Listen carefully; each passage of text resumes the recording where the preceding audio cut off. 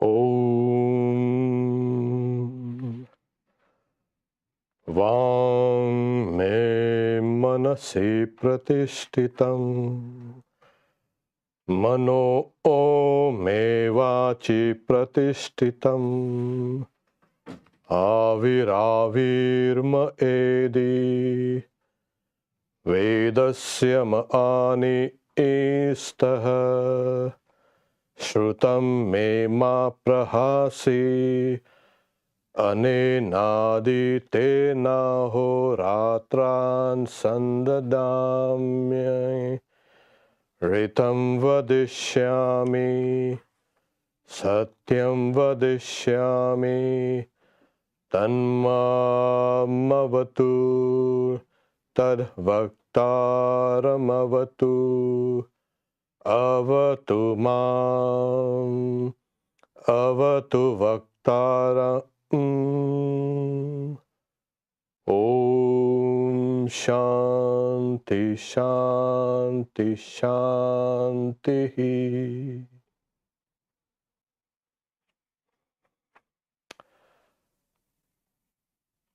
Om, may my speech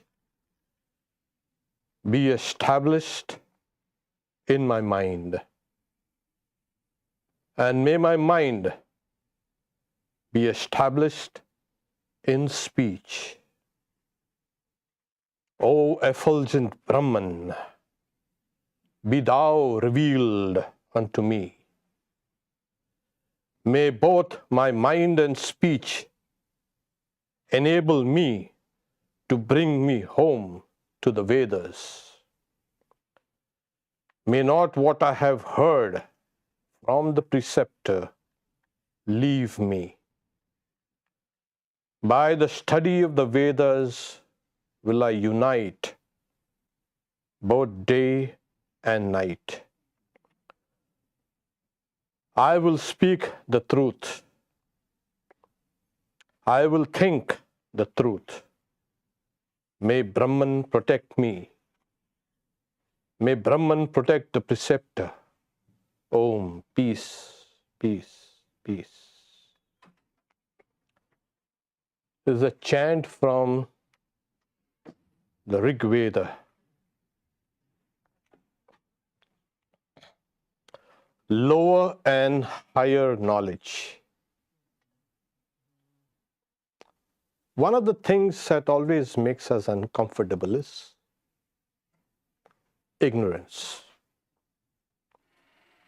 And we struggle to push back on this.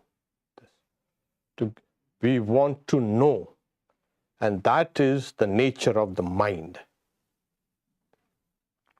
The better it is trained, the better it becomes an instrument for acquiring knowledge. We all know what hunger is. There's another hunger of the mind for knowledge.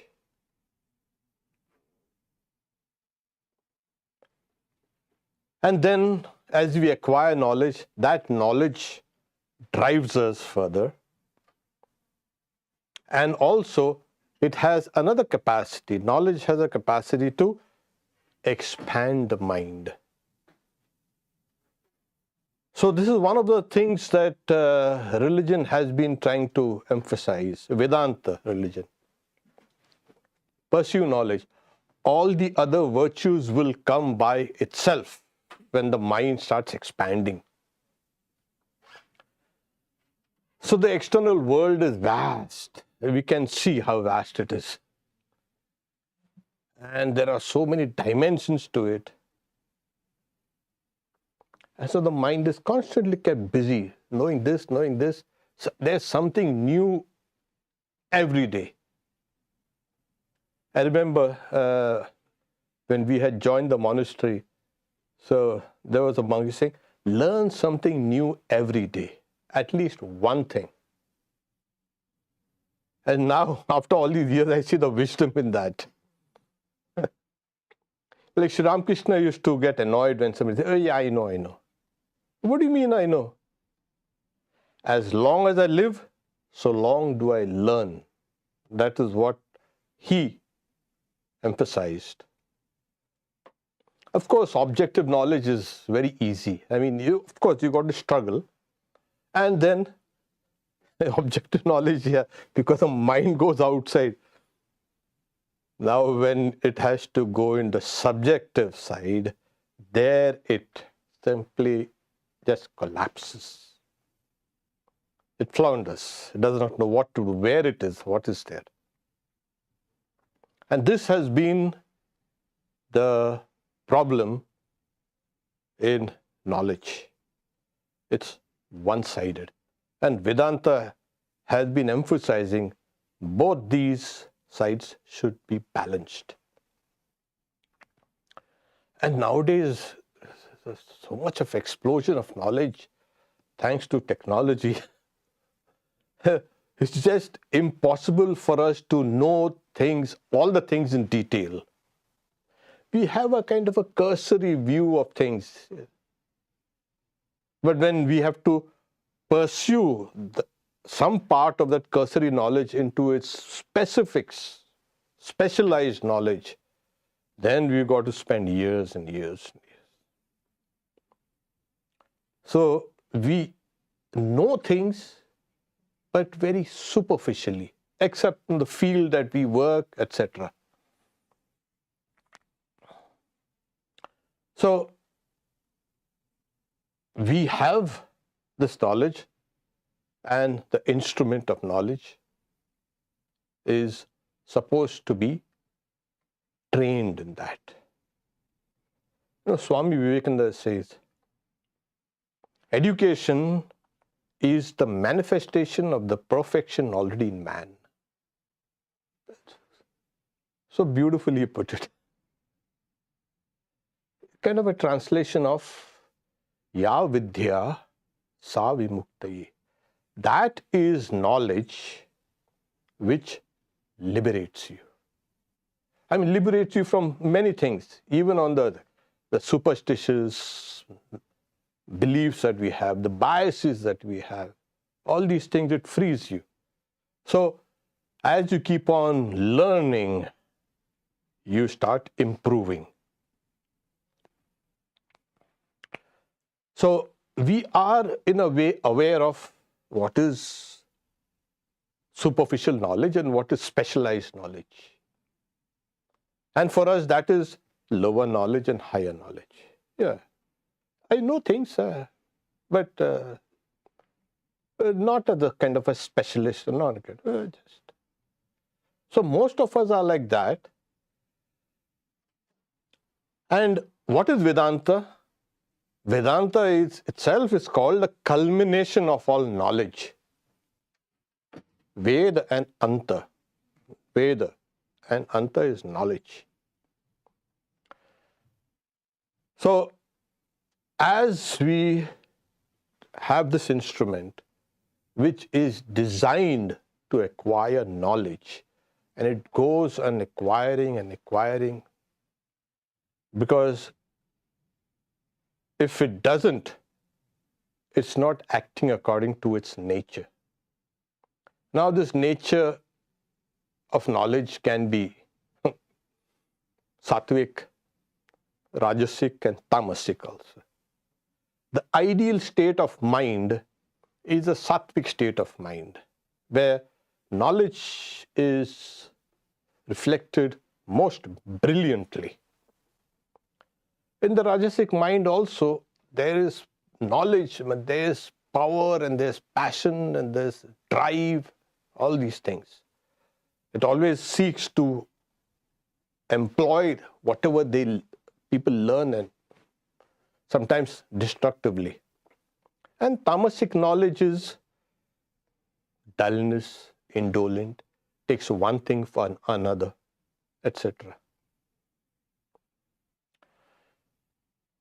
As we've seen,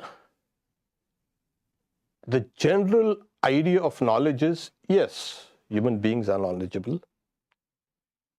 It also, in a way, is a contributing factor to health and to success.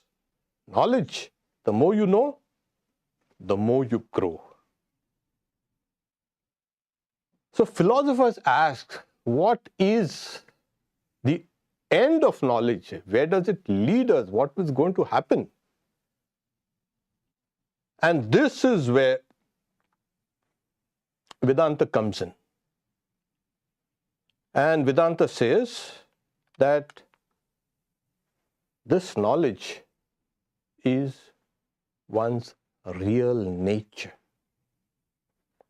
And it seems like, most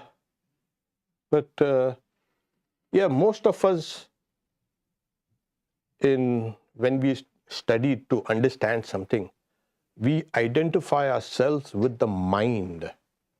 We tend to identify ourselves with that knowledge that we have, more than the things that are around us. Or, today's world is on just identification. I identify with this, as I identify as that. But people actually identify themselves with knowledge. And yoga is the means to knowledge. It's the means, it is also the goal. And it is also found that at the last stages, when the entire nature has been teased away from consciousness, we have the final stages. It's called Viveka Khyati. That is, one knows the distinction between consciousness and matter. So the goal of all philosophies has been knowledge, and this knowledge which will liberate us. The very word Veda and Anta, Veda is to know. And that's why the mass of sacred writings are called Vedas. Now you find in the Vedas, all types of knowledge are found. Archaic knowledge, it needs a lot of interpretations, and you need to know etymology and linguistics. Oh my God. So we have things, mundane things, like how to perform a worship to the highest contemplations on Brahman. So this is the Vedas, but somehow everything is categorized as supersensory. It is supersensuous knowledge.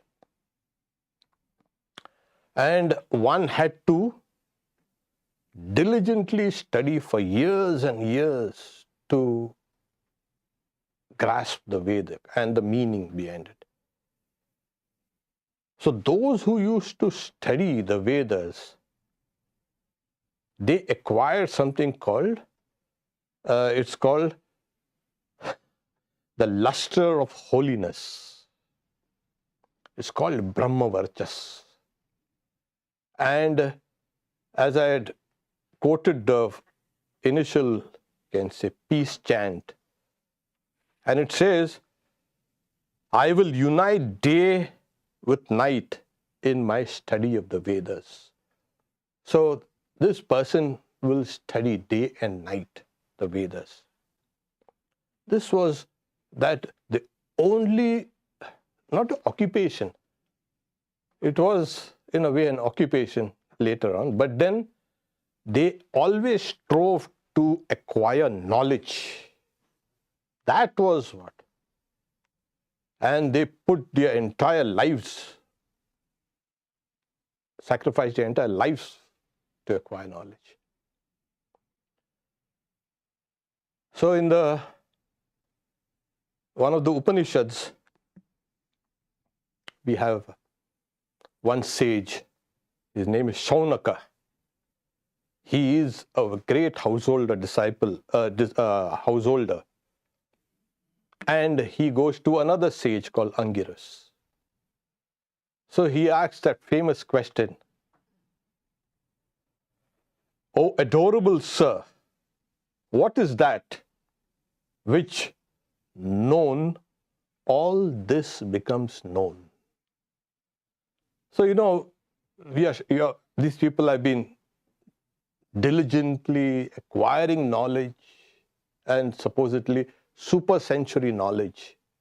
And the study of the Vedas itself is, it takes years and years. And so he asks this question, what is that knowing which everything else becomes known? If you take any aspect of nature, study it in its completeness, you will get the knowledge of the whole world. Because nature is built on the same plan. So if you know one thing, you know everything. But now, what is that one thing? In the external world, we can understand. We can get, take a snowflake or a grain of sand, study it, and you will understand the entirety of nature. But this is only external nature. That we have the idea that this is the only existence that we know. No. There are various levels of existence. And as we find that some of our knowledge of the external world becomes a damn squib when we try to meditate. All that you're ruminating only on external objective knowledge. So as I mentioned, Vedanta seeks to balance both the internal and the external. Seeks to know the instrument of the mind. Because, take for instance, the world is full of trillions of things, and there might be trillions or even more, quadrillions of memories. How are they stored? We do not know. We take them for granted.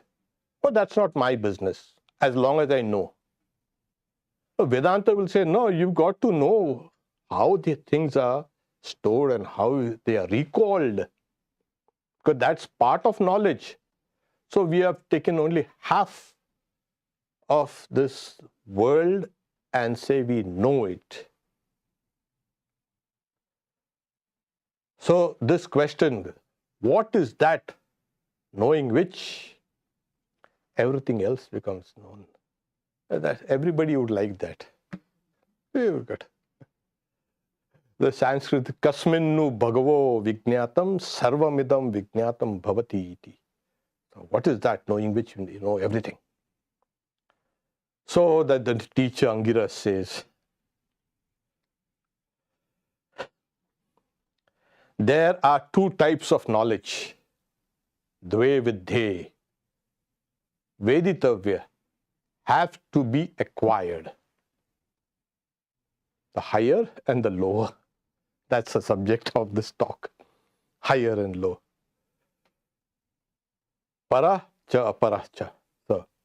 So here he's saying they have to be acquired, both the lower knowledge as well as the higher knowledge. And it's not just according to me, the teacher says. This is what the knowers of the Vedas say, or the knowers of Brahman say. This is what it is. So this lower, now he'll give a long list of subjects considered lower knowledge. And in those days, the focus was on Vedic sacrifices and everything connected with that culture.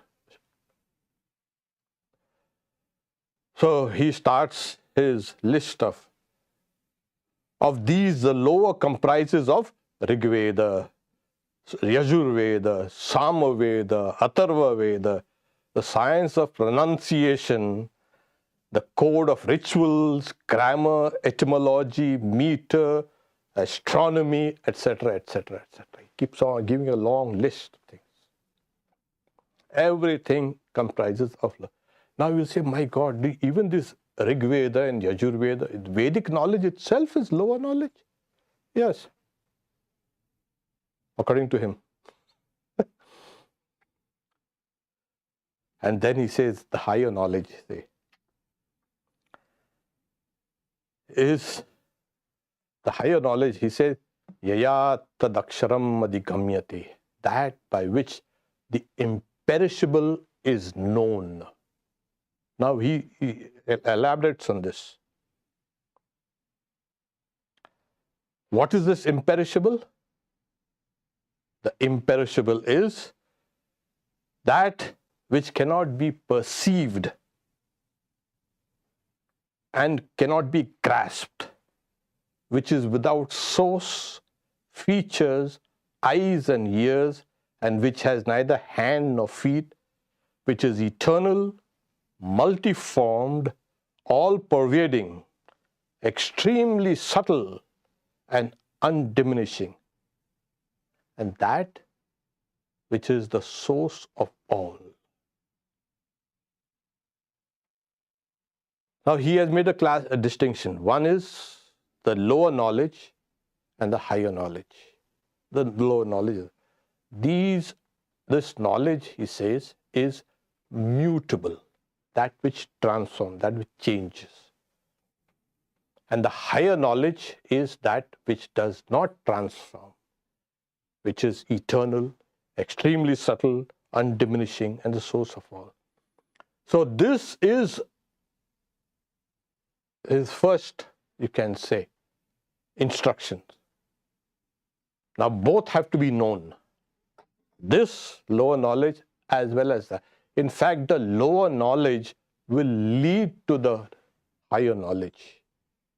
Say, oh no, he wanted to take a shortcut. By knowing that, do we know everything? No.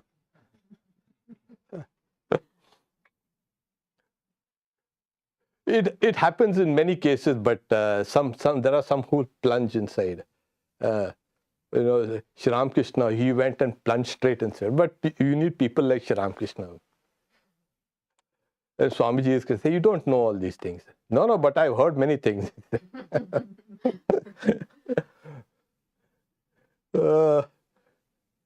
But for the majority of us, it is this lower knowledge will lead to the higher knowledge. It's always like Swami Vivekananda says, physics will melt into metaphysics. All sciences will lead you to this truth. Only now they are clamoring because this is the truth, and they are clamoring amongst themselves also.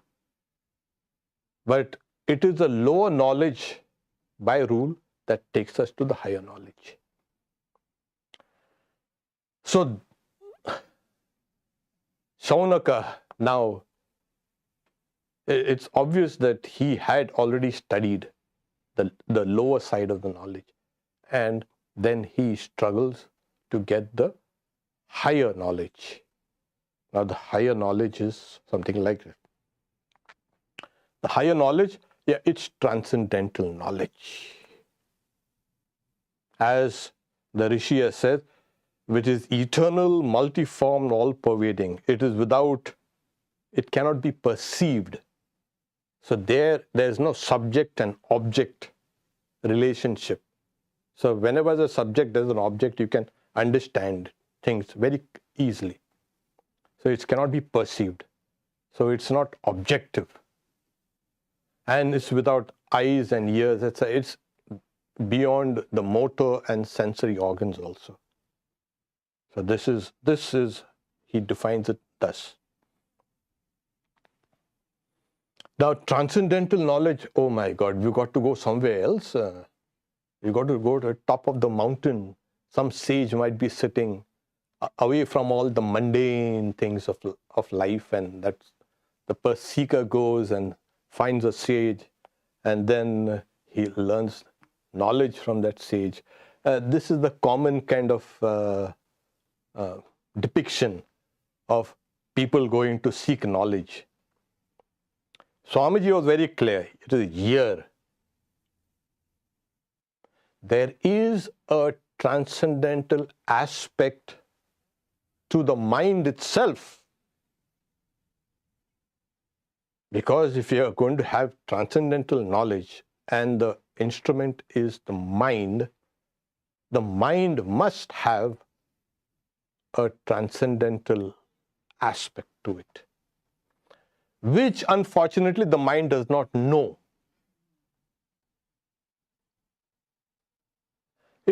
Either it's a transcendental aspect or a super conscious. We know only the conscious layer. Truly, we do not know the subconscious. Because if we would know the subconscious, then that would be conscious. Like I give an example, how memories are formed, how memories are categorized, how are they stored and how are they recalled, we have no inkling at all. So the vast mass of knowledge, subconscious knowledge, we are not aware of. The mind functions according to its own rules, and the mind has not been telling you. When you're trying to sit down and meditate, suddenly you think of a popsicle. And the mind says, take this. Not now. Later. And then we have been at the mercy of this mind, the subconscious mind. Because, why? Because we do not know. Most of our problems are because of the mind. And if the mind is healthy, life becomes easy. Again, that same old problem. We do not know. And so, we do not know the higher aspects of the mind, the transcendental, the super-conscious, so as to say, like. So, we know only this. And this is our ignorance. So, people say, there's no point in knowing what's in the subconscious. Why bother about all these things? But they obstruct you. Especially when you're trying to reach the transcendental layers. So these transcendental layers have to be accessed to get this stuff. And this, no science is going to teach you that. Science is now getting a glimpse of the workings through neurology and so many other things, even biology and chemistry. So what's happening here? So this, just a glimpse, here is the domain of Vedanta and yoga, of course. So we can see everything that we know is constantly transforming itself. No object will ever stay as it is forever. It will change. And so our knowledge of it will also change. In the Bhagavad Gita, we have an explanation. Like, this is all mutable, transforming. Everything is kind of changing. We don't see those changes yet, but you go out for a while and then come back and you'll see, oh my God, so much has changed here. So these changes are there. Sometimes fast, when a hurricane comes in, fast. Oh, everything has changed. And sometimes they are very slow. But it is categorized as things which are changeable. And the word used is kshara, that which changes, that which decays, that which diminishes.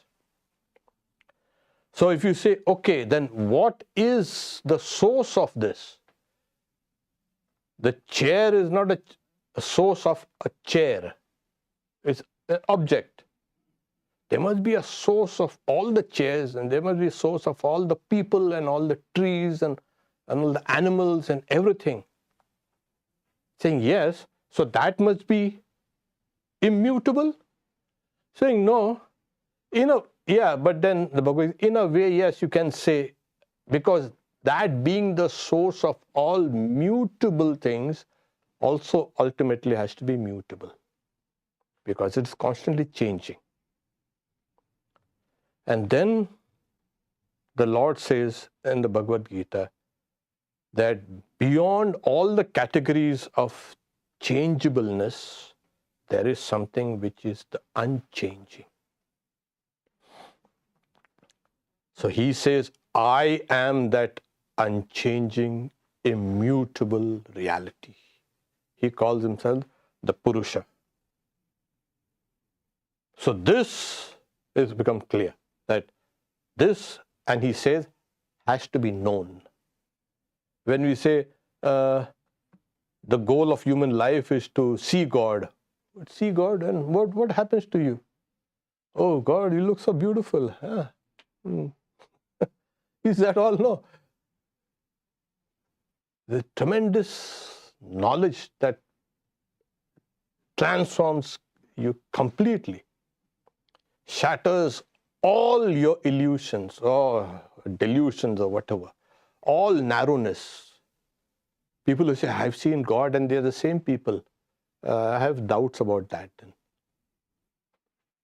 It takes away that person from the lower, takes that person to the higher knowledge. And this is what, that person then, his knowledge becomes infinite. So this seeing God is experiencing God, knowing God, where knowledge becomes infinite. This is what is meant. So there's a story in one of the Upanishads. Sweta-ketu was a young boy, and he grew up in those old days, in the Upanishad days. So he wanted to study the Vedas. And so father said, yes, go and study. Because in our family, there is no half-baked scholar. That's Pandit. You better go. So he went to his guru when he was 12 years old. And he returned after 12 years when he was 24. So his father looked at him. His father says,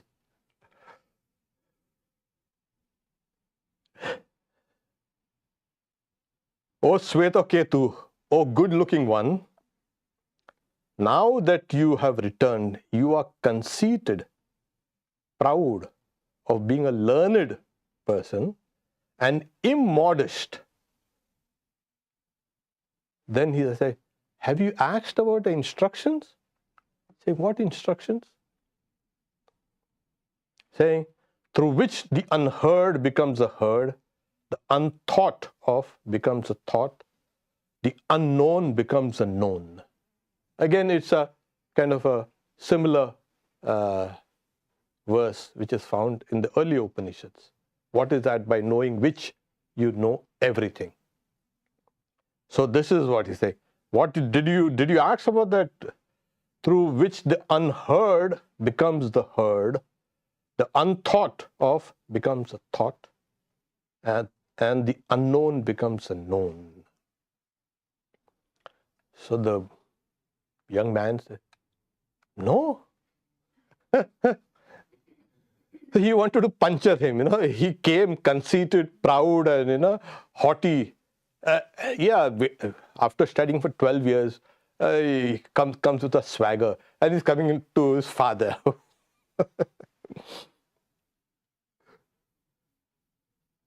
So probably the teachers didn't know that. If they knew, they would have told me, instructed me.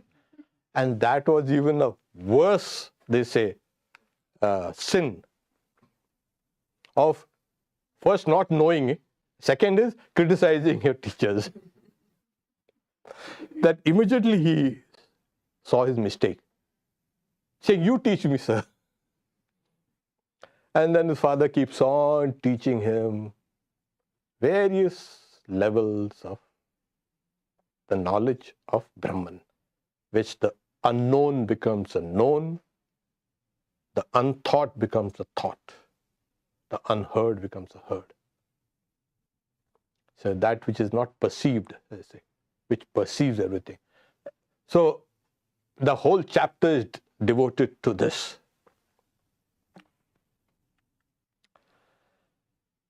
As I said, this unthought, this aspect is always within us. But again said, so in another Upanishad, we have a female sage called Gargi. She is questioning one of the greatest knowers of Brahman. At least till now, according to the scripture, he is considered one of the greatest. Yajnavalkya. So she asked various questions.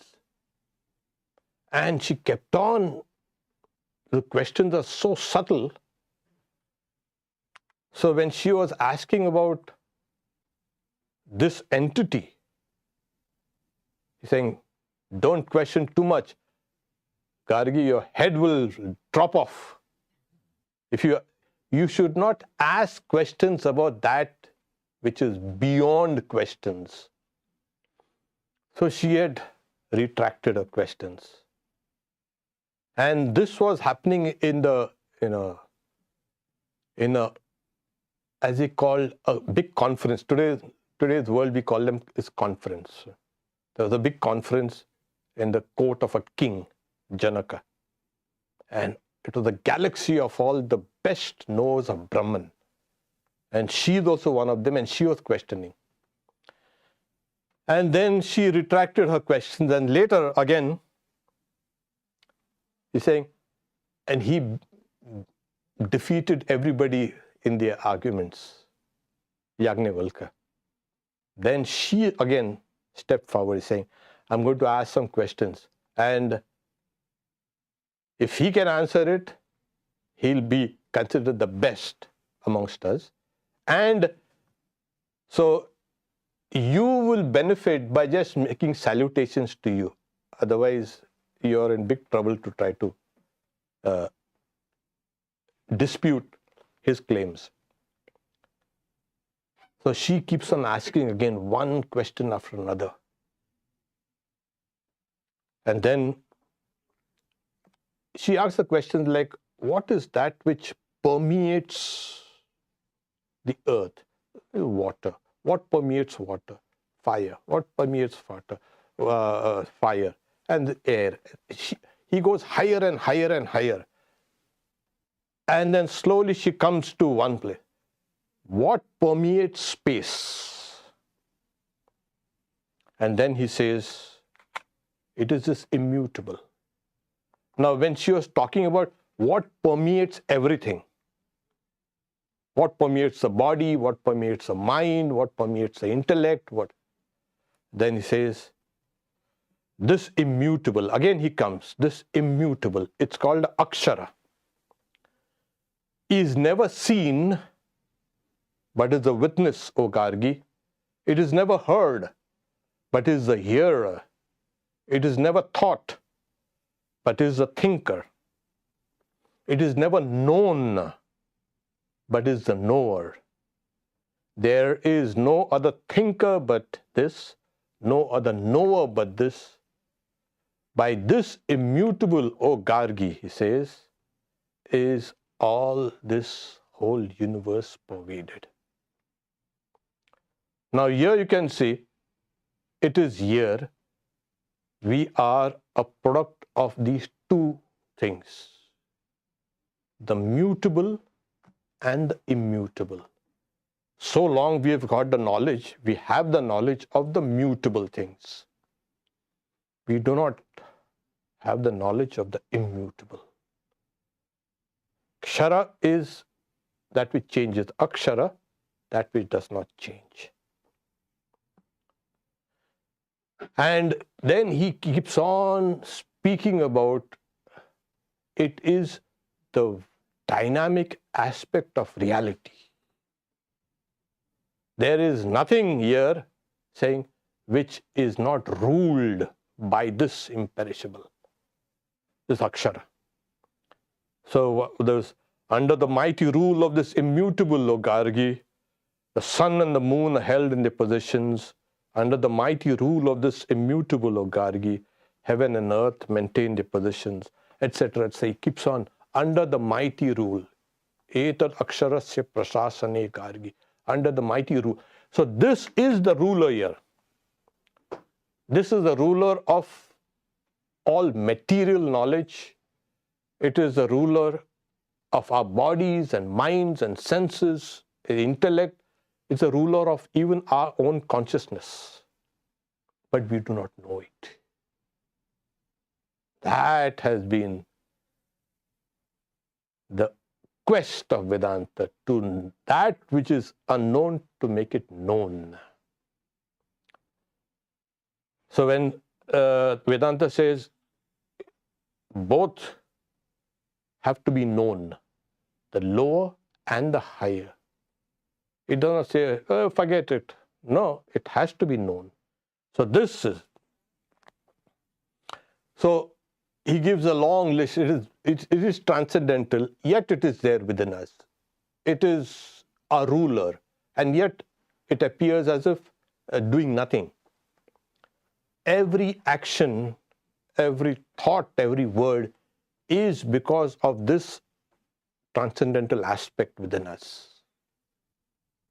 We do not know it. How to know it? Well, at least now you know that there's something, there's that transcendental aspect there within us. Sri Ramakrishna, he says, in the gospel you find, he's telling Vijay, you have both yoga and bhoga. That is, you have both yoga and worldly experiences. So Janaka also had yoga and bhoga, like the king Janaka, the great king. And therefore he is called a Raja Rishi, a king and a Rishi.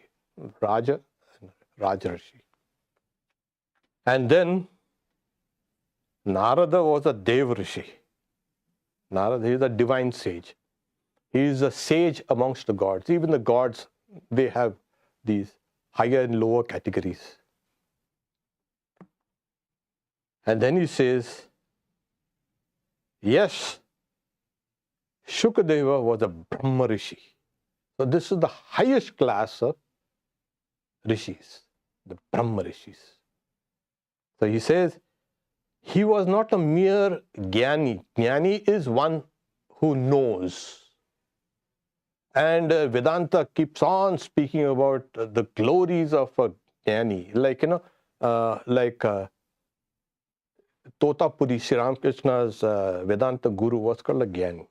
He was a person who knows. So Sri Ramakrishna says Shukadeva was not a mere Jnani.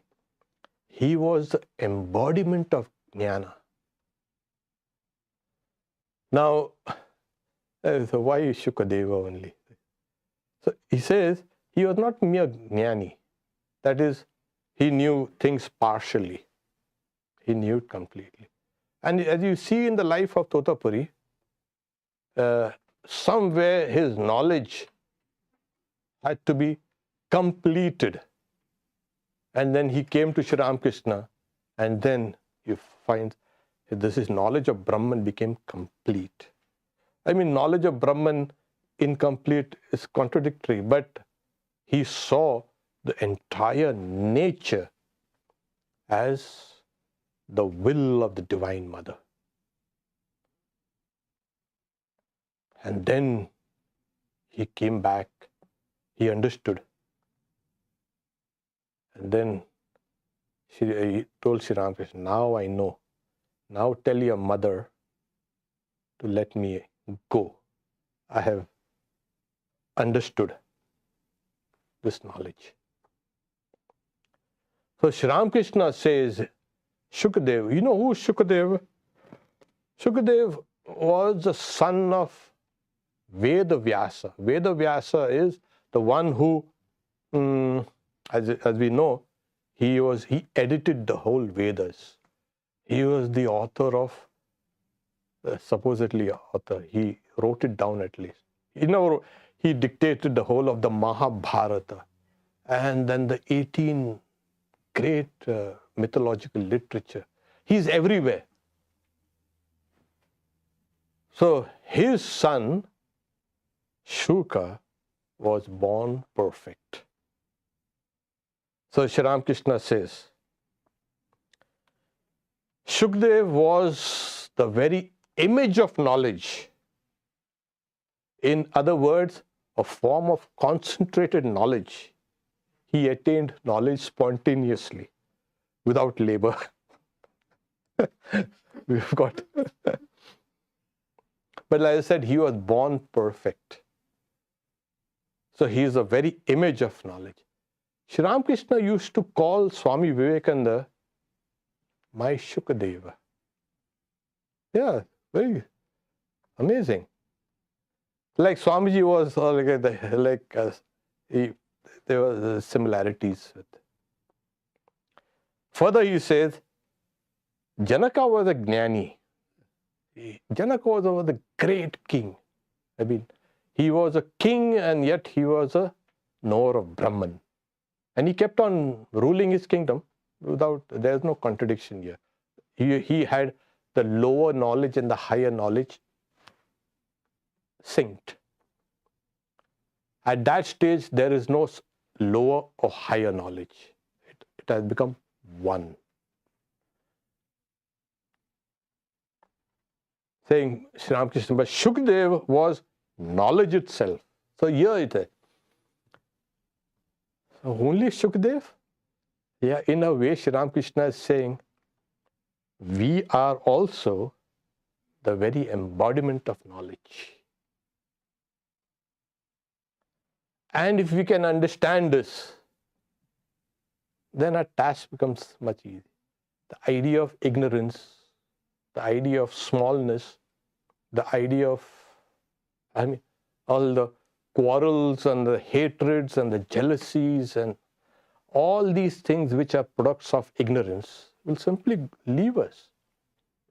We are also, in a way, the very embodiment of knowledge. We embody both the lower as well as the higher knowledge.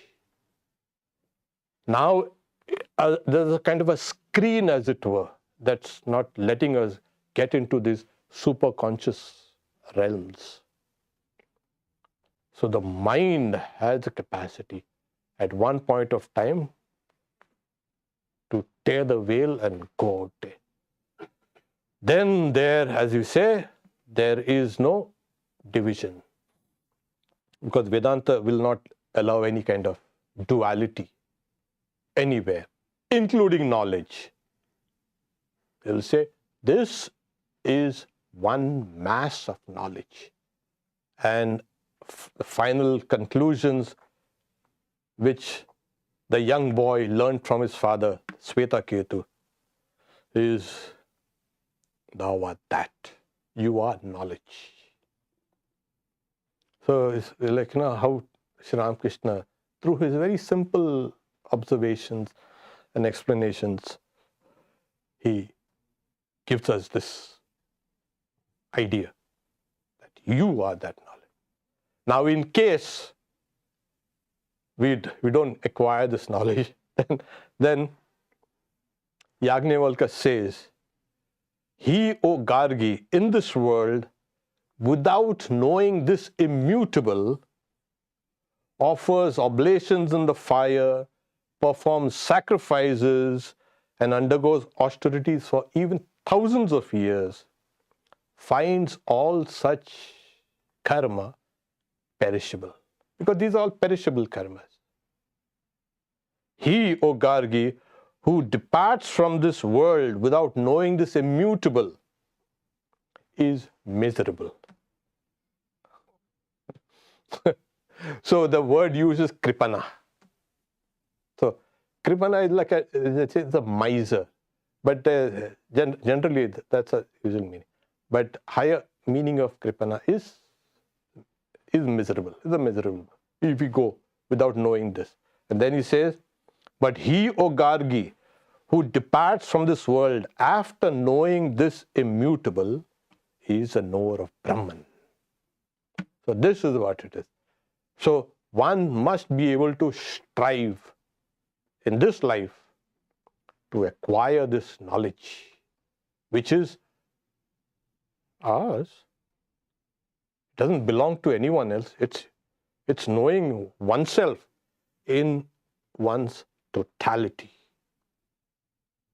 That will be the goal of human life, as Sri Ramakrishna says.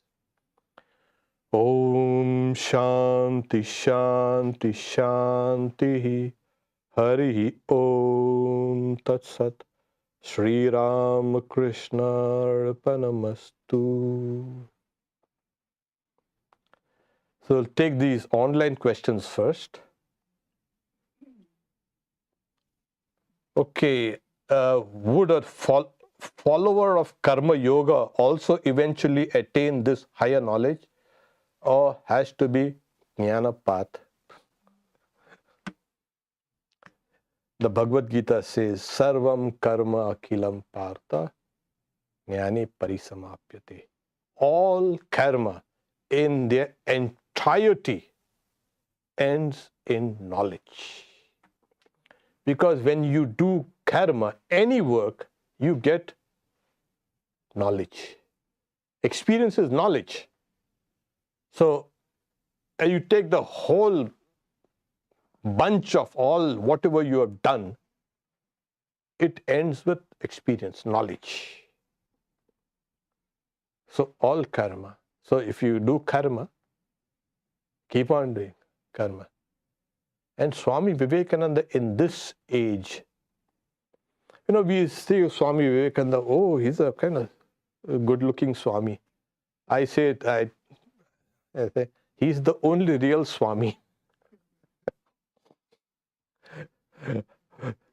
I don't know what I did. I'm a Swami, but then he is the real Swami. So he tells Swami Turiyananda, he used to call him, his pre-monastic name was Hari.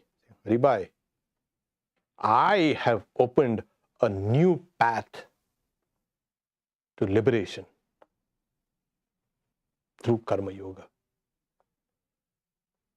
So in every age, some paths are opened up, to realization. How to realize God. The Swamiji in this age has done it too. In the previous ages, they'll say, oh, karma, oh, that's ignorance. Don't, especially us, monks, no, don't work. And our earlier generation of monks were criticized because we are working, opening schools and colleges and dispensaries. And like, oh, look at this. All this work is ignorance.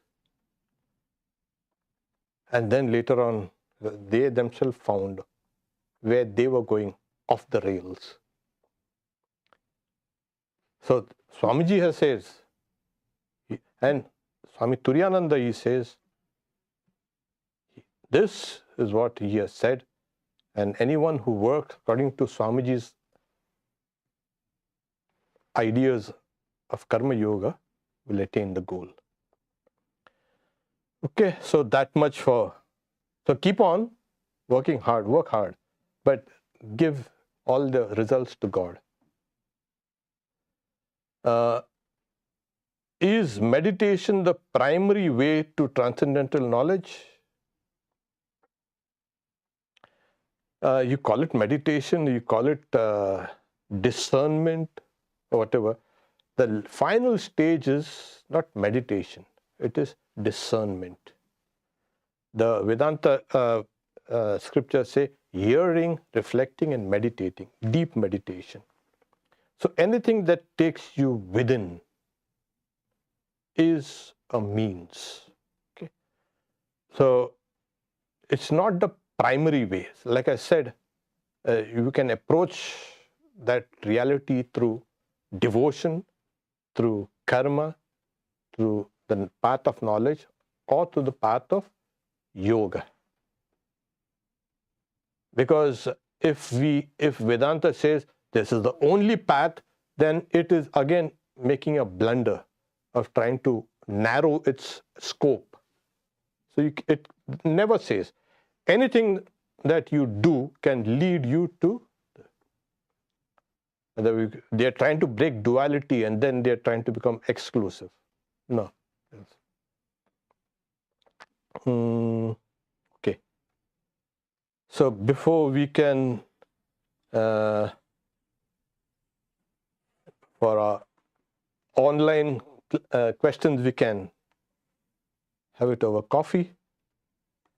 So as you know, Wednesday, Swami Avikarananda will give his Gospel of Sri Ramakrishna at 7 p.m. Thursday, 6 p.m. is Kali Puja. So those who have not signed up for to be a volunteer or to, it's a potluck, but then there's a sign-up sheet also. Friday, there will be a mantra yoga, and the topic will be subtopic mantra yoga. Mantra to counter Maya. And Mother's Children on Sunday.